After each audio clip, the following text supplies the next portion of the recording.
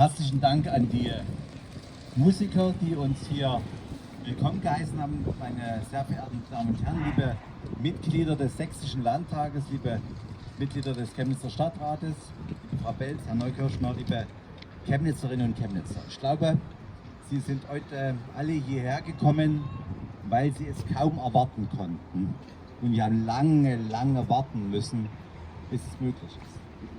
Es passiert manchmal im Leben eines Oberbürgermeisters, dass er Anrufe bekommt oder ein Mail und wir sagen, wir könnten aus dem ehemaligen SED-Vermögen eine gewisse Anzahl von Euros der Stadt Chemnitz zur Verfügung stellen. Es sollte was zu tun haben mit Wirtschaft, mit Kultur, mit Tourismus. Haben Sie Ideen?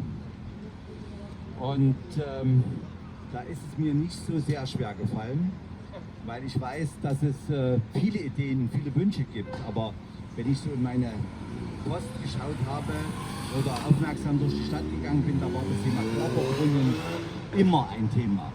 Nun können wir es eröffnen und es zeigt, dass man nicht immer nur alles neu erfinden muss, sondern dass es auch viele Dinge gibt, bewährte Dinge, die man einfach wieder mal hervorholen, pflegen und ernst soll. Und ich freue mich sehr, dass uns das heute gelingt mit diesem Klapperbrunnen.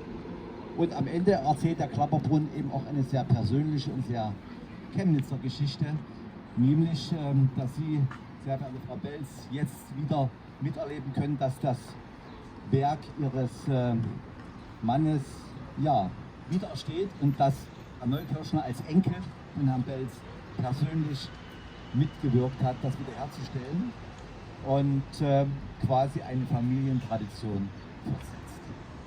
Ja, aber jetzt will ich eigentlich gar nicht mehr lange reden, weil Sie alle warten darauf, dass es losgeht, dass dieser Brunnen wieder sprudelt, ein bisschen Wasser ist schon drin und ich würde mich freuen, Herr Neukirchner, Frau Belz, wenn Sie vielleicht mir helfen würden. Wir können jetzt nicht auf den Knopf drücken, aber wir versuchen mal mit Chemnitzer Brunnenwasser vielleicht die eine oder andere Zauberei zu gestalten und dann in Kürze diese Brunnen wieder sprudeln.